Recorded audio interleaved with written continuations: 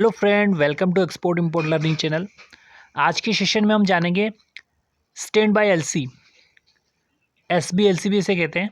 तो हम समझ लेते हैं कि ये एलसी हम कब खुलवाते हैं। ठीक है, तो यहाँ पे बात करते हैं एज एक्सपोर्टर। हम इंडिया में बैठे हुए हैं और हम कोई गुड्स चाइना एक्सपोर्ट कर रहे हैं। ठीक है, तो फॉर एग्ज़ाम्पल हमने जब कोई शिपमेंट की थी और उसकी पेमेंट टाइम पे नहीं आई थी। ठीक है, तो हमने फॉर पेमेंट श्योरिटी हमने अपने इंपोर्टर को बताया कि आप इसकी स्टैंड बाय एलसी खुलवा दीजिए।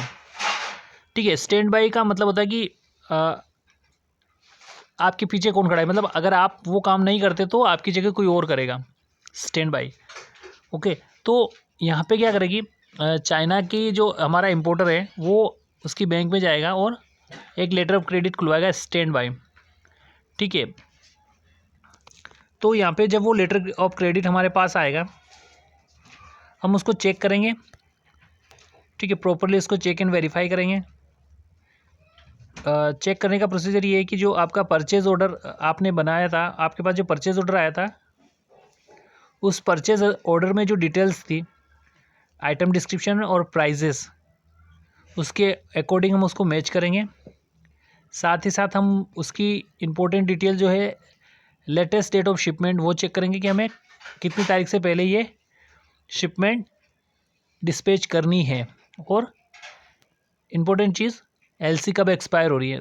तो इन चीज़ों का हमें ध्यान रखना है और शिपमेंट डिस्पैच करके डॉक्यूमेंट बैंक में लगाने हैं। तो ये जब हमारे पास एलसी आती है अप्रूवल के लिए, तो उस टाइम अप्रूवल करते हुए चीज़ें प्रॉपरली चेक करनी है कि क्या हम इन जो हमने जो लेटर है क्रेडिट एक्सपायरी डेट है तब तक ये शिपमेंट हो पाएगी कि नहीं हो पाएगी।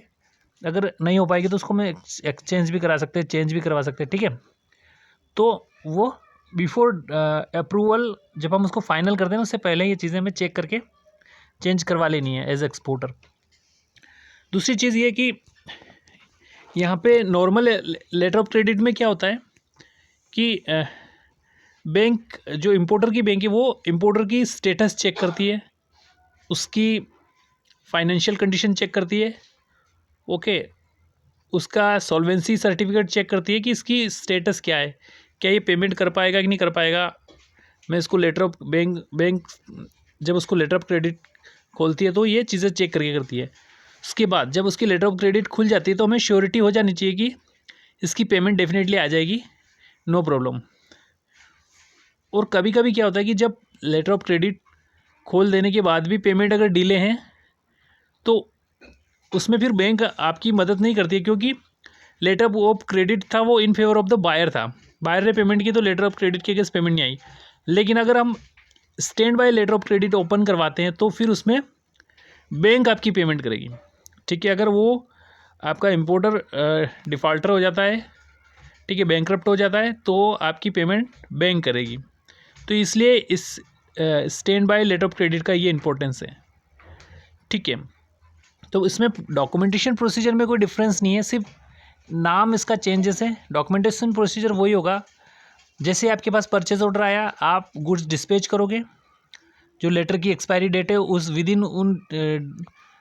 इन लास्ट लेटेस्ट डेट के अकॉर्डिंग हम उसको शिपमेंट को डिस्पैच करोगे, डॉक्यूमेंट बैंक में लगवाओगे, और जब डॉक्यूमेंट्स आपके कोरियर के थ्रू जो आपकी बैंक है वो इंपोर्टर की बैंक में ट्रांसफ़र करेगी और फाइनली आपके पेमेंट आ जाएगी। तो प्रोसीजर में कोई डिफरेंस नहीं है, सिर्फ नाम का डिफरेंस है, और नाम के साथ साथ इसमें रिस्पॉन्सिबिलिटी आ जाती है बैंक की। सो गाइज, आज के सेशन में इतना ही। Thank you for watching this session. Have a nice day.